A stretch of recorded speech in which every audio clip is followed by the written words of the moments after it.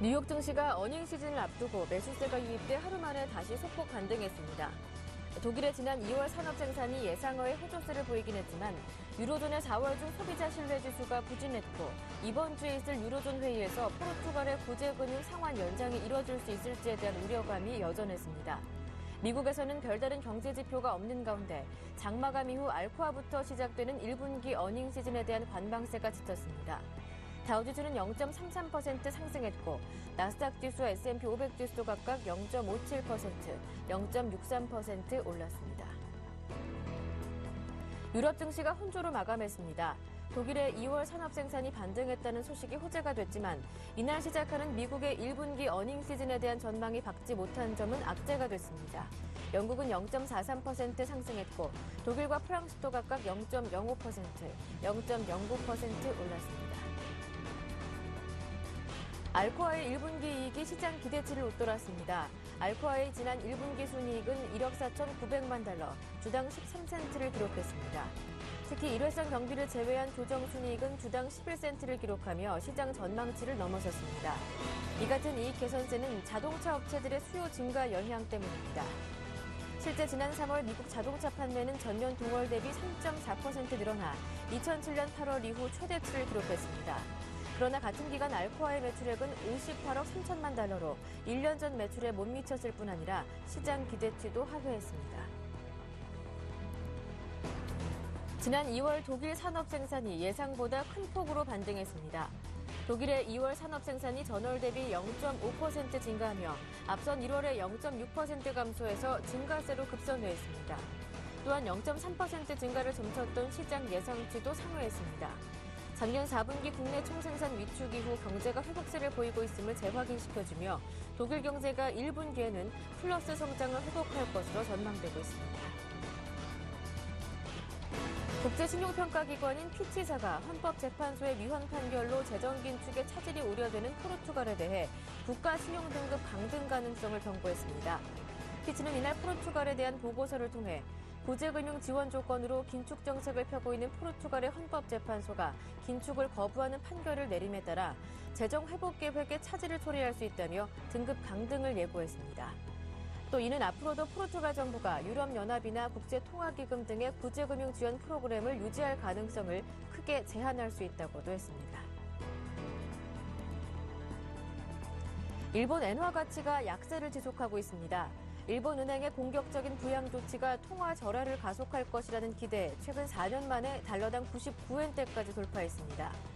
특히 달러화 대비 엔화 값은 전일보다 1.1% 하락한 98엔 67센을 기록하고 있고 장중 한때는 99엔 1센을 기록하며 지난 2009년 5월 8일 이후 거의 4년 만에 처음으로 99엔대로 올라서기도 했습니다. 또한 유로화에 대해서도 엔화는 1.4% 하락한 128엔 53센을 기록하며 지난 2010년 1월 이후 3년 4개월 만에 최저 수준까지 내려갔습니다.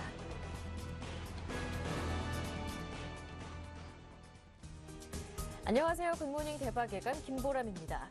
어제 코스피가 또다시 외국인 매물에 시달리며 연저점을 경신했습니다. 지난주 금요일에 이어 월요일장에서도 또 다른 연저점을 보여줬는데요. 1920선대마저 하회하면서 1918포인트에 마감됐습니다. 코스닥의 낙폭이 더 컸는데요. 3% 이상 내리면서 528선에서 마무리가 됐습니다. 하지만 앞서 마감된 미국 증시는 어닝 시즌을 앞두고 상승으로 마감했는데요. 이제 알코아를 시작으로 1분기 어닝 시즌이 본격적으로 시작됩니다. 조금 전에 발표된 알코아의 1분기 이익은 시장 예상치를 웃돌았다고 하고요. 지난주 금요일 큰 폭으로 내렸었던 유럽 증시도 월요일장에서는 낙폭이 어느 정도 진정되는 모습이었습니다. 글로벌 증시 주요 이슈 점검해보면서 미국의 1분기 어닝 시즌 전망도 함께 해보겠습니다. 굿모닝 대박예감 1부 시작합니다.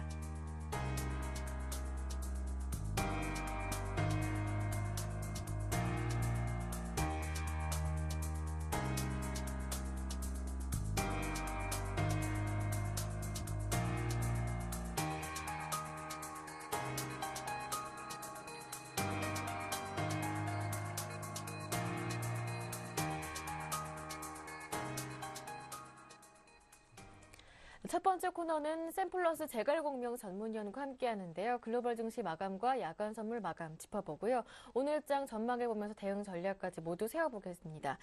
재갈공명 한영섭 전문위원 전화로 연결해보겠습니다. 안녕하세요. 네, 안녕하십니까. 제갈공매입니다. 네, 앞서 미국에서는 특별한 경제지표 발표도 없는 등 호재는 없었지만 상승으로 마감했습니다. 이제 알코아를 시작으로 1분기 어닝 시즌이 시작하게 되는데요. 알코아 실적 좋았다고 하더라고요. 네, 조금 전 마감한 미국 증시는 전약 후강으로 상승 마감하였습니다. 조정 하루 만에 또다시 반등하며 1분기 어닝 시즌 개막 첫날을 상승하면서 징검다리 장세가 지속되었습니다. 다우지수가 14,613까지 48포인트 상승하고 나스닥이 3,222까지 18포인트, S&P 500이 1,563까지 9포인트 상승하였습니다. 시초가 혼조 출발에 포르투갈 구제금융과 1분기 어닝 시즌에 대한 우려로 지난주에 이어 장 초반 조정이 지속되었지만 저가 매수의 위협으로 오장 낙폭 가대주 중심으로 반등하며 일중 최고치로 마쳤습니다. 시장의 방향성을 결정할 특별한 재료가 없는 가운데 지난주까지 시장을 짓눌렀던 디플러스 사태나 대북 리스크 대신 시장의 관심은 1분기 기업 실적에 쏠렸고 장 초반 소프트 패치에 대한 우려감이 컸지만 한편으론 대규 매수도 만만치 않아 긍정적 관점에서 기대감에 시장이 우려를 잠재웠습니다. 하지만 4주 이상 계속되는 징검다리 장세로 마크 파버가 하반기 큰 폭 조정을 전망하는 등 시장의 불안감은 지속되었습니다. 개장 전 발표된 독일의 2월 산업 생산이 전월 대비 0.5% 증가해 1월에 0.6% 감소, 전망치 0.3% 증가를 크게 상회하였지만 유로존의 4월 소비자 신뢰지수가 디플러스 사태로 인해 부진을 보이며 시장 심리 개선을 막았고 포르투갈 헌법재판소가 공무원 임금 삭감을 통해 재정 긴축을 막자 정부가 추가 긴축안을 마련했지만 이번 주 포르투갈의 구제 금융 상한 연장이 성공할지 우려감이 여전하였습니다. 하지만 미국에서 별다른 경제 지표 발표 없이 알코아의 실적 발표를 앞두고 1분기 어닝 시즌에 대한 관망세가 짙은 가운데 기대감이 시장의 매수세를 자극하였습니다. 반도체, 소비, 금융, 자동차, 부동산, 일본 관련 업종 등 125개 업종이 상승해 업종 상승률 88%로 상승 업종이 압도적으로 많았습니다. 종목별로는 다우 30 종목 중 19개, 나스닥 100 종목 중 71개, S&P 500 종목 중 404개 종목이 상승해 상승 종목 비율이 다우는 60%에 불과했으나 S&P 500은 80%를 상회하여 S&P 500 지수를 중심으로 반등이 전개되었습니다. 텍사스 인스트루먼트가 2.54%, 포드가 2.73%, 제이시페니가 2.82%씩 상승한 것을 비롯해 뱅크 오브 아메리카, JP모가, 월마트, 알코아, 유나이티드 테크놀로지, 아마존, 마이크론, 홈디포 등이 상승하면서 반등을 주도하였습니다. 미국과 유럽 증시 투자 전략을 말씀드리면 단기 반등이 전망되지만 의미 있는 수익률을 내기는 힘들 것으로 보이므로 현금 보유 지수관째 관망하는 전략을 말씀드리겠습니다. 글로벌 증시 또한 단기 반등권으로 상승 시도가 나타나겠으나 의미 있는 상승은 힘들 것으로 전망되므로 관망 전략을 제시하겠습니다. 환율 시장을 살펴보면 원달러가 최근에 급등했는데 전일은 대북 리스크로 1140원까지 상승했습니다. 원달러는 당분간 대북 리스크로 추가 상승을 전망하고 엔달러 또한 일본의 BOJ의 공격적 양적 완화로 99엔선을 돌파했는데 100원 돌파 후 당분간 추가 상승이 전망되고 있습니다. 또한 유로화는 낙폭 가대에 따른 반등 시도 중으로 1.30달러 초반에서 반등 시도가 전망되고 있습니다. 네, 글로벌 증시 이제 의미 있는 반등은 어렵다 전망하셨고요. 원저, 엔저도 당분간 이어질 것이다. 환율 전망까지 모두 들어봤습니다. 이어서 야간 선물 지수는 어떻게 마감했는지 살펴보겠습니다. 별다른 움직임은 없었다고 하더라고요. 네네. 새벽에 마감된 야간 선물 시장은 주간 시장 대비해서 변동 없이 253.80에 마쳤습니다. 저점이 252.5, 고점이 253.95로 1.40포인트 범위 내에서 움직였습니다. 거량은 16,961 계약으로 전일 대비 절반으로 감소하였지만 U자형의 변동성 장세가 전개되며 비교적 활발했습니다. 시초가 강보합 출발 후 장중 252.55까지 큰 폭으로 하락하였지만 미국 증시가 반등하자 자정 이후 낙폭을 축소해 부합에 마쳤습니다. 개인이 199계약, 기관이 40계약 매도하고 외국인이 332계약 매수하며 개인과 기관의 매도대 외국인의 매수가 충돌하였습니다. 장중 매수하던 개인이 자정 이후 매도 전환하여 최대 매도량으로 마감하고 장중 매도하던 외국인이 매수 전환하여 최대 매수로 마감하였으며 기관은 장중 내내 소폭 매도하며 관망세를 지속하였습니다. 야간 옵션 시장은 콜은 급락하고 풋은 혼조세로 마쳤습니다. 장중 지수 급락으로 콜옵션이 40% 급락했다 낙폭을 축소하였고 풋옵션은 50%까지 급등했다 지수가 부하까지 낙폭을 축소하다 장막판 혼조세로 마쳤습니다. 네, 어제 또다시 연저점을 경신한 국내 증시. 그렇다면 오늘장 전망은 어떻게 보시는지요? 선물 옵션 시장도 함께 전망하면서 대응 전략 세워보겠습니다.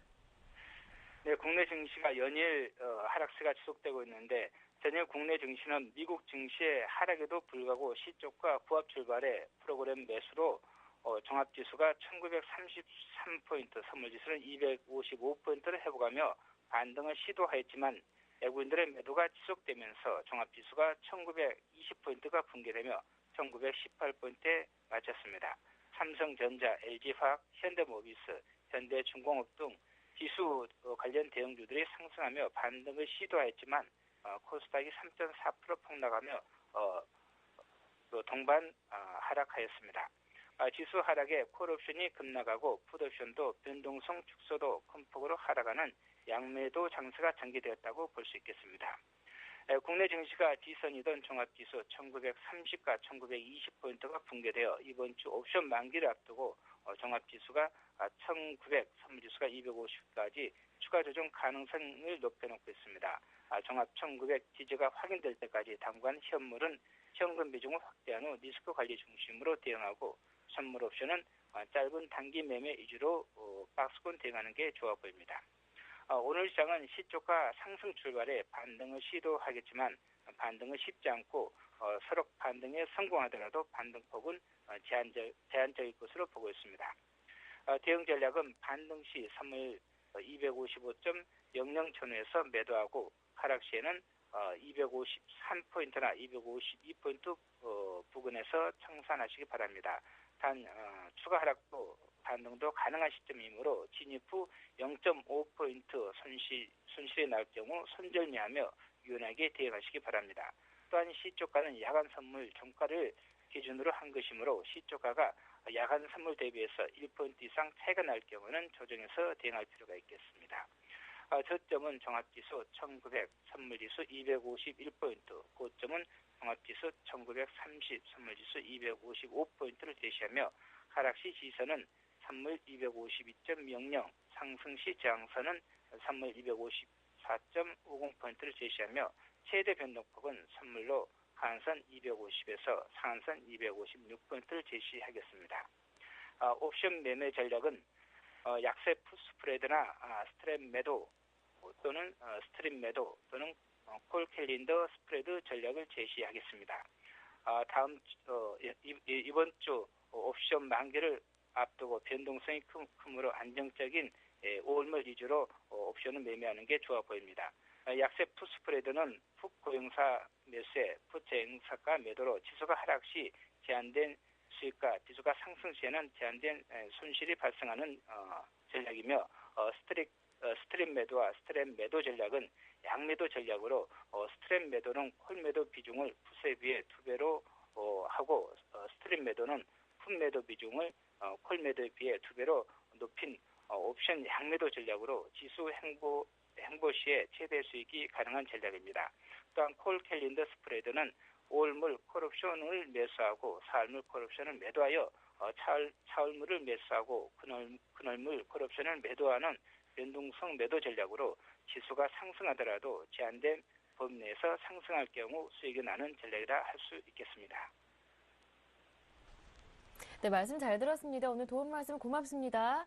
네, 감사합니다. 네, 지금까지 제갈공명 한영섭 전문위원과 함께했습니다.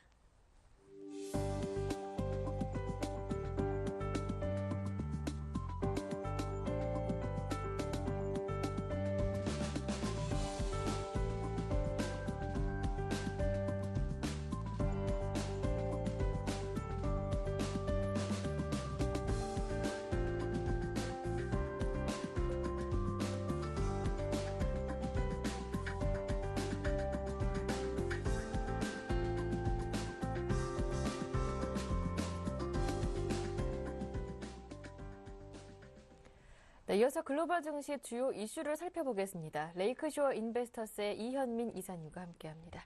안녕하세요. 안녕하십니까? 네, 이제 알코아가 조금 전에 실적을 발표했습니다. 알코아를 시작으로 미국의 1분기 어닝 시즌이 개막을 하게 됐는데요. 알코아 실적과 함께 1분기 실적 전망 모두 살펴보겠습니다. 그렇습니다. 첫 번째 주자인 알코아의 실적이 예상치보다는 상회를 했습니다. 매출은 조금 줄었지만요. 첫 번째 타자로서는 안타를 때려냈다 이렇게 말씀드릴 수가 있겠습니다. 잠시 상징적인 실적 시즌의 대표 기업인 알코아의 실적을 조금 더 말씀드리자면 이번 분기에 순이익은 1억 4,900만 달러를 기록을 했습니다. 주당 순이익은 13센트. 지난해 같은 기간에 주당 순이익 9센트보다도 높은 수치가 나왔고요. 일회성 비용을 차감한 주당 순이익은 11센트, 시장 예상치는 9센트였습니다. 이보다도 상회한 수치로 발표가 됐습니다. 매출은 소폭 줄었는데요. 58억 3천만 달러를 기록을 했습니다. 지난해 같은 분기에 60억 1천만 달러 대비해서는 3% 정도 매출이 줄었습니다. 시장 예상치인 58억 8천만 달러에는 소폭 미달한 수치가 나왔습니다. 결과적으로 알코아는 매출은 예상치를 소폭 하회했고 순이익은 예상치보다는 높게 발표가 됐다라고 볼 수가 있겠습니다. 알코아의 CEO인 크라우스 클라인펠트는 올해 알루미늄 수요가 7% 증가할 것으로 내다봤고 특히 미국의 자동차 수요가 견조하다는 측면에서 알루미늄 수요에 대한 자신감을 보였다는 것이 특징이라고 보겠습니다. 오늘부터 이제 그 현지 시간으로 오늘부터 미국의 실적 시즌이 알코아를 포문으로 시작이 됐습니다. 블룸버그가 집계한 S&P 500 기업의 이익 신장세는 이번 분기에 마이너스 1.8%로 떨어질 것으로 내다봤습니다. 이는 1월에 1.2% 오를 수 있을 것이라는 전망에서 후퇴한 그런 내용이고요.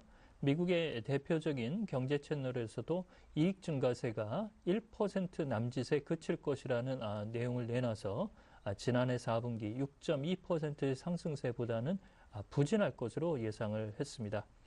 지난해 4분기에 기업들은 그 재정 절벽을 우려해서 배당금을 경쟁적으로 미리 투자자들의 지급하는 현금 흐름의 그 분위기가 지출이 많은 쪽으로 분위기가 잡혔습니다만 1분기 때는 현금 흐름을 다시 회복하는 그런 수순으로 나올 것으로 볼 수가 있겠고요. 팩트셋이 전망한 1분기의 기업 순이익도 0.6% 줄어들 것으로 예상을 해서 주요 시장 관계자들이 최근 내놓은 실적 전망치를 보면 조금씩 이익 전망세가 하향 추세 쪽으로 가닥을 잡고 있다는 것이 특징입니다. 네, 제조업체에 대한 관심에 더불어 IT 금융 쪽으로도 관심이 쏠리고 있는데요. 이들에 대한 전망은 어떻게 나오고 있습니까? 그렇습니다. 알코아가 그나마 좀 선방을 해줬다. 이렇게 먼저 말씀을 드릴 수가 있겠고요. 이제 금융주들은 웰스파고나 JP모간, 체이스의 실적 발표가 우리 시간으로는 12일, 현지 시간으로는 11일 대기 중인 상태입니다. 웰스파고는 모기지 수요 하락이 향후 이익 신장의 걸림돌이 될 수 있다라는 부정적 뉴스가 나오고 있는 상태고요. 예상되는 이익 전망치는 주당 순이익이 88센트 정도로 예상이 되고 있습니다. JP모건 체이스는 주당 순이익을 1달러 41센트 정도로 예상을 하고 있고요. 1분기 때 소비자 지출의 흐름이 안정적으로 나오고 있는 그런 데이터들을 이미 발표가 됐기 때문에 1분기 순이익과 순이익 전망은 나쁘지는 않을 것으로 보입니다. 다만 2분기와 3분기 때 시장 전망치를 각 기업들이 어떻게 내놓느냐에 대한 관심이 좀 높을 것으로 보이고 있고요. 다음 주에 이제 16일 날 코카콜라와 존슨앤존슨, 19일에는 맥도날드가 실적을 발표합니다. 특히 소비 기업들에 대한 관심이 많아지고 있는 상태고요. 모건 스탠리는 18일 날 다음 주에 실적을 발표하는데 역시 유럽의 영업 비중이 높기 때문에 이번에도 주당 순이익이 마이너스권에서 머물지 않을까 이렇게 볼 수가 있겠습니다. 따라서 경기 소비재 중심으로 이익 신장세가 1분기에는 유지되겠지만 IT 업계에는 현재 애플의 기대감이 퇴조하는 부분을 마이크로소프트와 IBM, 구글 등이 실적을 어느 정도까지 내줄 수 있을지 이런 점이 관전 포인트라고 보겠습니다. 네, 1분기 실적 전망이 하향 조정되고 있다, 눈높이가 낮아지고 있다 말씀해 주셨는데요. 고공행진 중인 미국 증시에는 어느 정도 부정적인 영향을 미치게 될까요? 결론적으로 먼저 말씀을 드리자면 네. 큰 영향은 없을 것이다. 그렇지만 나쁜 영향은 존재하는 부분으로서는 계속 그 촉각을 곤두세워야 될 부분은 있을 것이다. 이렇게 말씀을 드릴 수가 있겠습니다. 실적 부진으로 인해서 주가가 흔들리는 모양새는 최근 다우나 나스닥, S&P 500 지수 모두 고공행진을 가져가고 있기 때문에 이익 신장세가 떨어지는 것은 부정적 뉴스인 것만큼은 사실이라고 볼 수가 있겠습니다. 그렇지만 뉴욕 증시를 지탱하고 있는 것은 역시 연준의 안정적인 유동성 공급이 그 버팀목이 된다라고 볼 수가 있겠고요. 그렇지만 지난주 발표된 3월 비농업 부문 일자리 수 증가 수치가 8만 8천 명으로 쇼크 수준으로 그 저조한 수치가 나왔고, 오늘 새벽에 클리블랜드의 샌드라 피아날토 총재가 매파적인 성향에도 불구하고 최근 노동시장 회복에 대한 판단을 유보한 측면에서 볼 때 미국의 고용과 현재의 실업률 흐름, 이런 점은 뉴욕 증시에 부담이 될 수 있는 요소라고 볼 수가 있겠습니다. 네, 이번에는 일본 쪽으로 넘어가 보겠습니다. 엔달러 환율이 이제 100엔대 등정을 코앞에 둔 상황입니다. 미국 외환시장에서 99엔대에도 거래됐다고 하더라고요. 그렇습니다. 계속 현재 올라가는 추세입니다. 100엔대가 이제 코앞에 다가왔는데요. 구로다 효과, 구로다 하루이코가 그 4월에 그 첫 금융통화회의에서 대담한 양적 완화 카드를 발표한 이후 이 구로다 효과로 엔화의 약세 기조가 계속되는 그런 흐름입니다. 런던 외환시장에서 99엔대에 올라섰고요. 뉴욕 외환시장에서 99.41엔까지 현재 치솟은 상태입니다. 네. 100엔대가 거의 이제 멀지 않은 그 산이라고 볼 수가 있겠고요. 엔화가 이렇게 99엔대까지 치솟은 것은 2009년 5월 이후 처음이고요. 4년 만에, 오래간만에 99엔대까지 올랐다고 볼 수가 있겠습니다. 구로다 하루이코 총재는 지난 4월 금통위를 통해서 매월 7조엔 규모로 장기 국채를 매입하겠다. 국채의 매입 그 연한도 7년까지 늘리겠다라고 얘기를 했고, 통화량 발행 규모도 2014년까지 270조엔으로 현재 138조엔에서 크게 늘린다라고 발표를 했습니다. 따라서 최근 파이낸셜 타임즈는 구로다 하루이코 총재가 도요타 트럭에 앉아서 돈을 뿌리고 있다라고 이제 비유를 했는데요. 네. 헬리콥터 벤이라는 벤 버네키 의장이 헬리콥터에서 돈을 뿌리고 있다라는 것과 마찬가지로 양적 완화의 카드, 이런 부분에 엔화의 약세 기조는 조금 더 이어지지 않을까라고 보겠습니다. 네, 이제 엔달러 환율이 100엔대까지 올라가는 것은 거의 현실화된 것 같은데요. 애널리스트들은 엔달러 환율 전망 어떻게 보고 있는지요? 그렇습니다. 아베노믹스의 가장 큰 그 통화 정책의 수장, 이런 부분이 이제 교체가 됐고, 그 아베노믹스를 현실화할 수 있는 대담한 양적 완화 카드를 현재 내놓고 있다는 점, 이런 점에서 주요 은행들의 애널리스트는 엔저의 추세가 조금 더 이어질 것으로 현재 이견이 없는 상태입니다. 시장 애널리스트들은 100엔이 갖는 라운드 넘버 때문에 현재 99.41엔까지 치솟았지만 100엔에 거의 도달한 것으로 현재 파악을 하고 있고요. 네. 이렇게 본다면 1차 아베노믹스의 엔저의 수준인 85엔에서 90엔대, 2차 수준인 90에서 95엔대까지 이미 넘어섰고, 지금은 이제 95엔대에서 100엔대를 바라보는 3차 현재의 목표치를 가져간다고 볼 수가 있겠습니다. 영국의 바클레이즈는 다음 달 26일까지 엔저의 기류가 지속될 수 있을 것으로 보고 있고요. 독일의 코메르스방크는 연말에 엔달러 환율을 115엔대까지도 전망을 했습니다. 매우 약세 기조에 대해서 현재 전망을 하고 있는데요. 단기적으로는 다음 주 중에 노무라 증권의 얀스 노드빅 현재 애널리스트는 100엔대를 돌파할 것으로 현재 보고 있고, 미주호 증권을 비롯해서 일본 주요 언론사와 증권사들의 분위기는 100엔대를 기정사실화하고 있는 분위기라고 보겠습니다. 네. 하지만 엔저로 인한 부작용은 상당히 줄었습니다. 원화 약세도 진행되고 있기 때문일 텐데 아무래도 북한 영향이 크겠죠. 그렇습니다. 늘 저희가 이제 말씀을 드릴 때 네. 엔화 약세로 인해서 원화의 강세 요인 네. 이런 그 불이익 측면을 조금 이제 고려하고 우려한 부분이었는데요. 최근에 원화는 약세 기조로 완전히 돌아선 상태입니다. 그 원인은 역시 북한의 리스크 부담이 여전하다는 측면이고요. 3월부터 4월 8일까지 어제까지 약 한 달 일주일간 외국인들이 국내 시장에서 내답한 외국인 국내 주식 순매도 금액이 191억 달러에 달할 정도로 상당한 금액이 현재 우리나라 시장에서 현금화하는 흐름으로 나타나고 있고, 이러한 환전 수요가 원화의 약세를 현재 기조적으로 조금 더 가져가는 그런 흐름이라고 볼 수가 있겠습니다. 엔화 강세로 인해서 일본 기업들이 혹독한 구조조정을 가져왔고, 그러면서 더욱더 경쟁력이 강화된 기업들이 있습니다. 이런 부분의 대표적인 기업들이 도요타나 닛산, 캐논 등을 들 수가 있는데요. 이런 점에서도 우리나라의 중소기업이나 대기업들도 원화가 강세 기조로 가져갈 때 이런 부분에 대비책을 철저히 마련해야 되지 않을까라고 볼 수가 있겠습니다. 네. 말씀 잘 들었습니다. 지금까지 레이크쇼어 인베스터스의 이현민 이사님과 함께했습니다. 고맙습니다.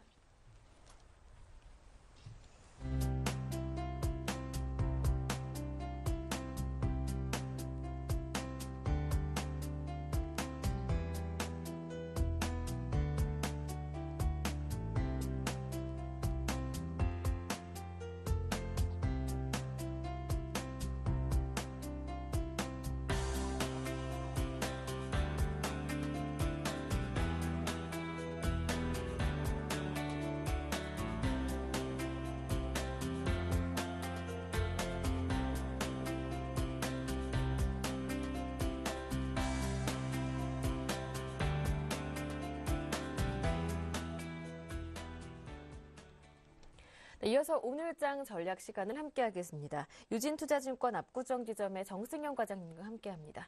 안녕하세요. 네, 안녕하세요. 오늘장 전략을 세워보기 전에 먼저 어제 월요일장 국내 증시 어떻게 마감되는지부터 정리를 해보겠습니다. 반등이 좀처럼 쉽지가 않습니다. 반등은커녕 외국인들의 매물에 또다시 연저점을 보여줬는데요. 1920선대 아래로 내려왔고요. 코스닥의 낙폭이 더 심했습니다. 3% 이상 내리면서 이제 61선 부근까지 내려왔더라고요. 네, 그렇습니다. 일단 뭐 전반적으로 시장 분위기가 좋지 않습니다. 네. 코스피 시장도 이제 120선 밑에서 1920선 하회를 하면서 결국에는 외국인의 매도가 주범이었다라고 이제 보시면 될 것 같습니다. 전반적으로 코스피 시장보다 아무래도 코스닥 시장이 훨씬 더 좋지 않은 그런 부분들이 있는데, 일단 이번 주 사실 어떻게 보면 그 옵션 만기 그리고 금통위 결정, 북핵 리스크 이런 것까지 전반적으로 시장의 악재 요인들밖에 없는 그런 시장 분위기가 가장 우려되는 그런 수준이 아닌가라고 보여지고 있고요. 일단 변동성이 상당히 커질 듯한 시장 분위기가 연출이 되고 있습니다. 코스피 시장도 마찬가지로 어제 플러스권까지 났다가 다시 또 마이너스로 전환하는 그런 분위기. 전반적으로 상승 추세를 이어가기에는 외국인의 매물 부담이 상당히 부담스러운 수준까지 와 있지 않나 그렇게 보여지고 있고요.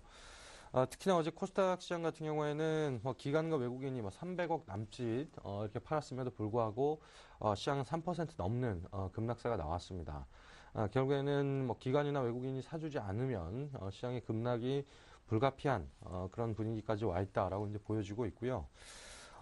최근에 상승을 했던 상승 흐름이 가장 좋았던 종목들 위주로 상당히 큰 폭으로 하락을 했다는 점, 그런 부분들이 결국에는 시장의 분위기 자체가 아직까지는 전반적으로 이제 코스닥 시장도 계속 고점을 경신하기 위해서는 여러 가지 그 북한 리스크 이런 것까지 시장의 분위기는 심리적인 영향들이 상당히 큰 부분을 차지하고 있지 않나라고 보여지고 있고요. 일단 최근에 많이 올랐던 스마트폰 관련주 그리고 네. 바이오 그리고 엔터와 게임주들 모바일 게임주들 상당히 큰 폭으로 하락을 했습니다. 거의 네. 7%, 8% 가까운 하락을 보여줬기 때문에 일단 반등이 얼마만큼 나올지 사실 아마 추세적으로 또 어제만큼 오늘 시장이 어제만큼 하락할 것이다. 그렇게는 대부분 저도 그렇게 보고 있지는 않고요. 네. 시장 분위기가 아마 어느 정도 그 어제 낙폭을 한 반 정도는 되돌림 현상을 보여준 이후에 그 이후에 1분기 실적이 실망스럽게 나온다라고 했을 때는 어제와 같은 시장 분위기는 또다시 연출이 될 수 있다는 점. 그렇기 때문에 어느 정도 기술적 반등이 나올 때 지금 가지고 계신 물량들이 조금 계신다라고 하시면 일단 조금씩 물량을 줄여나가는 전략이 필요하지 않을까 보여지고요. 일단 리스크 관리가 상당히 중요한 시점으로 와 있다라고 말씀을 드릴 수 있겠습니다. 그리고 전일장 특징주에 대해서 간략하게 말씀을 드리면 한솔제지와 이제 한솔 CSN이 이제 합병을 하겠다. 인적 분할 이후에 합병을 하겠다라고 이제 발표를 하면서 이제 한솔제지의 그 제지 부분은 이제 한솔제지로 계속 이어가고요. 그리고 홀딩스 회사를 만들겠다는 거죠. 그래서 투자 부분을 떼고 그리고 한솔 CSN도 마찬가지로 투자 부분을 떼서 홀딩스 회사, 지주회사격으로 새로운 회사를 만들어서 상장을 시키고 나머지 부분은 이제 가져가는 그런 식으로 이제 장중에 공시를 했는데 일단 흐름이 달랐습니다. 한솔 제지 같은 경우는 상승 흐름을 유지를 했습니다만 한솔 CSN 같은 경우에는 하한가까지 갔다가 거의 장막판에 되돌리긴 했습니다만 한솔 CSN 같은 경우에는 그 이제 지주회사 역할을 일부 하고 있었죠. 그렇기 때문에 그런 프리미엄이 어느 정도 CSN에 프리미엄이 이제 책정이 돼 있었는데 그 지주회사가 이제 생기게 되면 홀딩스 회사가 생기게 되면 그런 프리미엄이 없어지기 때문에 상대적으로 주가는 하락하는 그런 모습을 보여줬고요. 그리고 어제 그 최근에 기조적으로 팔았던 LG 화학주도 상당히 어려웠죠. 하지만 어제는 바닥권에서 탈피하는 흐름이 나와줬다라는 점. 어디까지 반등이 나올지는 모르겠습니다. 화학주는 사실 너무나 많이 빠졌기 때문에 아무리 1분기 실적이 우려가 된다라고 하더라도 좀 과도하게 밸류에이션적으로 과도하게 빠졌던 부분이 분명히 없지 않아 있었습니다. 그런 부분들이 낙폭 가대주 위주로 어제 시장은 일부 반등을 했다는 점이 결국엔 저가 매수 기회는 충분히 유효한 지금의 시장의 분위기는 아닌가라고 어제 시장에서 볼 수 있었습니다. 네, 이렇게 해서 전일장 특징주까지 모두 정리를 해봤고요. 앞으로 변동성이 커질 것이다 전망을 해주셨는데 이제 목요일에 이벤트 데이가 예정돼 있잖아요. 체크 네. 포인트 짚어보겠습니다. 자, 이제 옵션 만기를 앞두고 예. 변동성이 커지겠죠. 아무래도 어제 장도 그랬고요. 그리고 지난주에 특히나 더 심했던 변동성을 보여줬는데, 옵션 만기 매달 있음에도 불구하고 사실 예측하기가 쉽지 않은, 그 만기주에는 그런 시장의 흐름을 보여주는데, 일단 지금 외국인의 포지션 자체는 하방으로 상당히 견조하게 구축이 되어 있습니다. 선물 매도 포지션이 워낙 많기 때문에 어제 같은 경우에도 일부 외곽격들의 풋 옵션 매수가 청산이 되지 않는 흐름을 보여주는 모습을 보여줬다는 것은 결국에는 시장이 좀 더 하락할 수 있는 여지는 충분히 있다라고 보여지고요. 오늘까지 해서 이제 목요일까지 3일 정도 남았습니다. 충분히 변동성이 커진다라고 했을 때는 1900포인트도 충분히 하락할 가능성이 충분히 있다라고 보여지고 있고요. 일단 1900포인트가 일시적으로 하락을 한다라고 한다면 이제 전 저점 부근인 1850까지도 어느 정도 하방이 열려 있는 상황이기 때문에 일단 지금 현재 구간에서 지지 라인, 120선도 다 무너진 상황에서 추가적으로 돌발 악재가 나온다거나 북핵 리스크는 4월 15일까지 유효하죠. 김일성이 태양절인가요? 그런 날까지는 충분히 유효하기 때문에 북한에서 돌발 발언을 하거나 돌발 액션을 취한다라고 했을 때는 시장에 충분히 지금 분위기서는 심리적으로 좀 위축이 될 가능성이 높기 때문에 일단 하방 리스크는 충분히 시장에 많이 퍼져 있는 상황에서 리스크 관리가 필요한 시점이다라고 보여지고 있고요. 하지만 1900을 하회해서 전 저점 부근까지 간다라고 한다면 사실 북핵 리스크 늘 있었던 시장의 리스크이기 때문에 아마 충분히 펀더멘탈적으로 올라올 가능성이 있습니다. 그렇기 때문에 저가 매수는 유효한 그런 시장 분위기다라고 말씀을 드릴 수 있겠고요.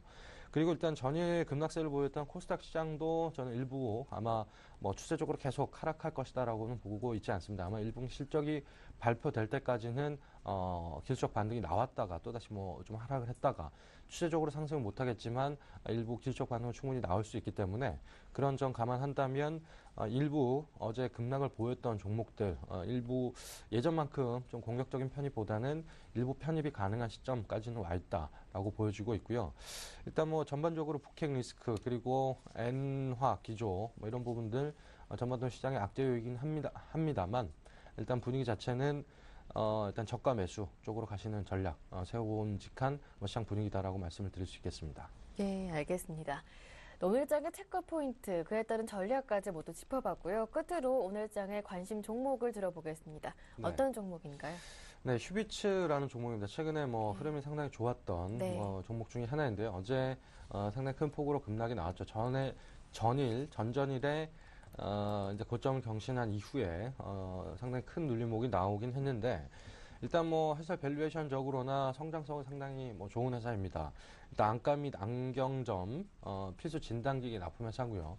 중국발 모멘텀이 충분히 있는 회사라고 이제 말씀을 드리고 있고요. 최근엔 트렌드적으로 아마 여러 전문가들이 이제 추천을 많이 하실 것 같습니다. 종목적으로 최근에 수급적으로나 여러 가지 면에서 좀 살아있는 종목 중에 하나인데 일단 어제 21선을 지지하는 모습을 보여줬습니다. 오늘도 만약에 21선을 강력하게 지지한다라고 했을 때는 매수 관점 유지해 볼 만한 그런 종목인 것 같고요. 일단 한 18,500원 정도 네. 21선을 완벽하게 이탈하지 않는 정도 수준이라면 접근 가능하실 것 같고요. 일단 최근에 수익률을 좀 짧게 보는 전략이 좀 더 필요할 것 같아서 네. 일단 목표가는 전 고점 부근이 28,000원이나 21,000원 정도 그리고 손절가는 한 17,500원 정도 라인을 잡으시면 될 것 같습니다. 네. 휴비츠 오늘의 관심 종목으로 주셨는데요. 21선 이탈하지 않는 수준에서 18,500원 매수 가격으로 주셨고요. 목표 가격은 28,000원에서 21,000원으로 조금 짧게 보겠다 하셨습니다. 손절가 17,500원 정해주셨습니다. 네, 지금까지 유진투자증권 압구정지점의 정승현 과장님과 함께했습니다. 말씀 잘 들었습니다. 고맙습니다. 네, 감사합니다.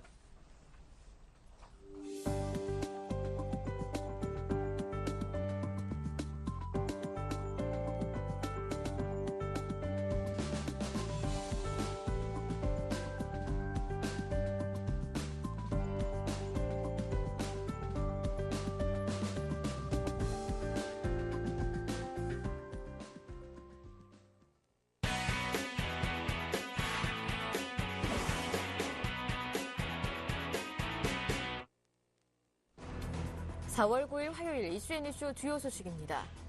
북한 김양건 노동당 대남당당 비서는 8일 개성공단 가동을 잠정적으로 중단하고 북한 근로자를 모두 철수시킬 것이라고 밝혔습니다. 북측은 또 이쪽 기업들에게 오는 10일까지 체류 인원을 최소화할 것을 요구하는 공문을 보낸 것으로 확인됐습니다. 토지 소유주이자 최대 주주인 코레일은 8일 이사회를 열고 이사 13명의 전원 찬성으로 용산 개발 사업을 청산하기로 결정했습니다. 민간 출자사들과 지역 주민들이 강하게 반발해 손해배상 청구 소송을 제기할 것으로 보여 상당 기간 진통이 불가피할 전망입니다. 한국은행 금융통화위원회가 기준금리를 인하할 것이라는 전망에 무게가 실리고 있습니다.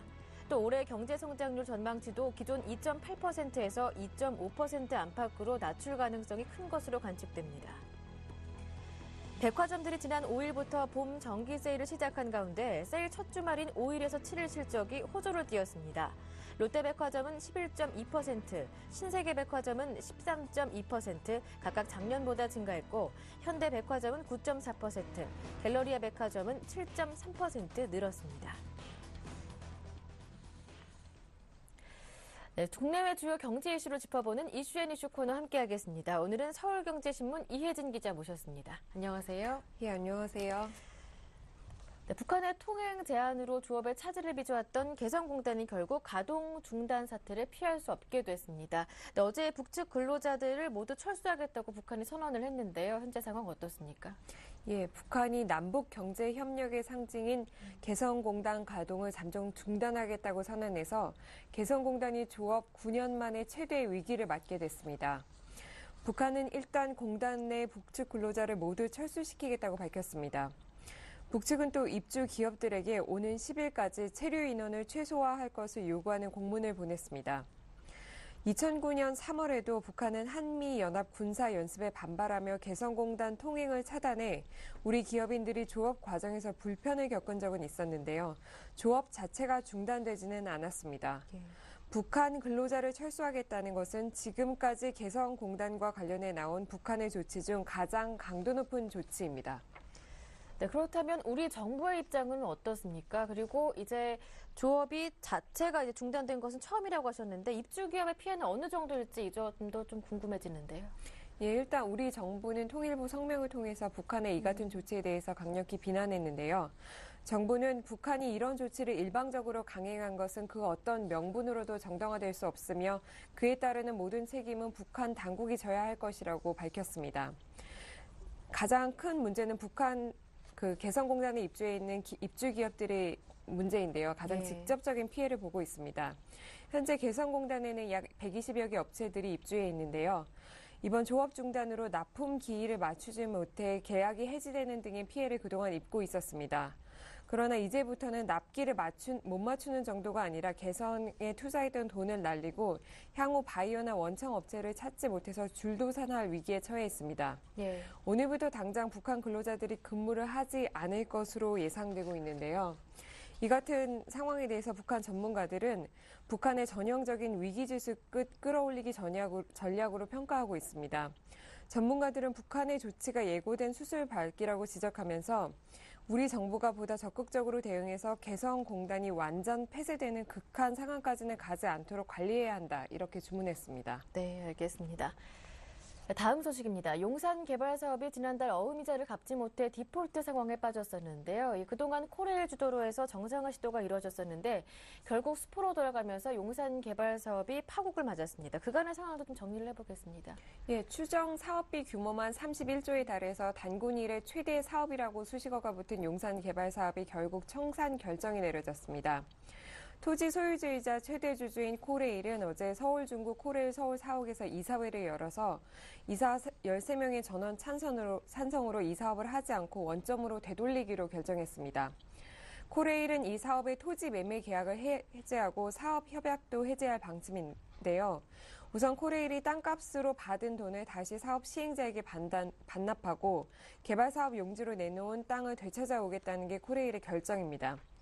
이렇게 되면 용산 개발 사업을 위해 만들어졌던 시행사인 드림어브 프로젝트 금융회사는 토지 소유권을 잃게 되고 자동적으로 사업 시행사 자격을 잃게 돼서 사업은 청산 절차를 밟게 됩니다. 네, 얼마 전까지만 해도 코레일을 주도로 정상화 추진을 밟고 있다는 소식이 전해졌었는데요. 이제 청산까지 맞게 된 거네요. 예, 그렇습니다. 시행사인 드림어브가 어음이자 52억 원을 내지 못해서 3월에 디폴트 상태에 빠졌었는데요. 코레일이 자체적으로 정상화 방안을 마련해서 그동안 추진해 왔습니다. 문제는 이에 대해서 다른 민간 출자사들이 동의를 해줘야 하는데 롯데 관광개발이나 삼성물산 등 이 민간 출자사들이 코레일이 마련한 정상화 방안을 받아들이지 못하겠다고 나서면서 결국 코레일이 청산이라는 강수를 두게 된 것입니다. 결국 민간 출자사와 코레일 간의 줄다리를 벌여왔는데 이 줄다리기 끝에 줄이 끊어졌다. 이렇게 볼 수 있겠습니다. 네, 그렇습니다. 다음 소식 이어서 들어보겠습니다. 이제 오는 11일 목요일에 한국은행 금융통화위원회가 열리게 되는데요. 금리 결정에 대해서 어떤 전망들이 나오고 있습니까? 금리 인하 쪽으로 무게가 실리고 있다라는 얘기를 들었었는데요. 예, 그렇습니다. 경제 회복 속도가 워낙 느린 데다가 정부가 지금 적극적으로 경기 부양책을 펼치고 있어서 이에 정책 공조를 맞추기 위해서는 한국은행이 금리를 인하할 것이다. 이런 관측이 지배적입니다. 한국은행은 지난해 10월 기준금리를 연 2.75%로 내린 뒤 지난 3월까지 5개월 연속 동결한 바 있습니다. 현대경제연구원의 이미정 거시경제실장은 한국은행이 이번 금리를 동결하려면 3월 경제지표가 상당히 좋아져야지만 그러지 못했다. 그렇기 때문에 인하 가능성이 크다고 본다. 이렇게 전망했습니다. 또 박성욱 금융경제연구원 국제금융연구실장은 이번이 금리를 내릴 수 있는 마지막 타이밍이라고 강조했습니다. 또 어제 현호석 경제부총리 겸 기획재정부 장관이 외신 기자간담회에서 밝힌 입장도 한은의 금리 인하에 무게를 두고 있는데요. 현 장관은 금리 인하가 필요하다 이런 입장을 시사했습니다. 그는 재정, 금융정책, 부동산 정책이 정책 조합 형태로 이뤄져야 한다는 것을 강조하고 싶다면서 한국은행의 금리 인하를 촉구했습니다. 또 전문가들은 한국은행이 올해 경제 성장률 전망치도 내릴 것으로 예상했는데요. 한국은행은 지난 1월 올해 우리 경제가 2.8% 성장할 것으로 전망했지만 이번에는 약 2.5% 안팎으로 하향 조정할 것이다. 이렇게 전망하고 있습니다. 네. 최근 내수 침체가 이어지는 가운데서도 소비자 심리 지수는 개선된 것으로 나타났었는데요. 이 봄맞이 정기 세일에 들어간 백화점들에서 봄바람이 좀 불고 있을지 궁금한데요. 예, 주요 백화점이 봄 정기 세일에 들어갔는데요. 이 첫 주말 실적을 보면 올해 봄 소비자들의 소비 심리를 조금 가늠해 볼 수 있을 것 같습니다. 예. 백화점들이 지난 5일부터 봄 정기 세일을 시작한 가운데 첫 주말인 5일에서 7일 실적이 호조세를 띄었습니다. 롯데, 신세계 백화점들은 10% 이상 지난해 같은 동기에 비해 상승했고요. 현대백화점이나 갤러리아 백화점도 호조세를 띄었습니다. 이번 봄 세일에서는 가전제품이나 침구류 등 혼수 상품의 매출 증가가 두드러졌고요. 아웃도어나 영패션과 같은 의류도 안정적인 매출을 올렸다고 합니다. 예. 네, 지금까지 이혜진 기자와 함께했습니다. 고맙습니다. 네, 저는 잠시 뒤 2부로 돌아오겠습니다. 함께해 주신 여러분 고맙습니다.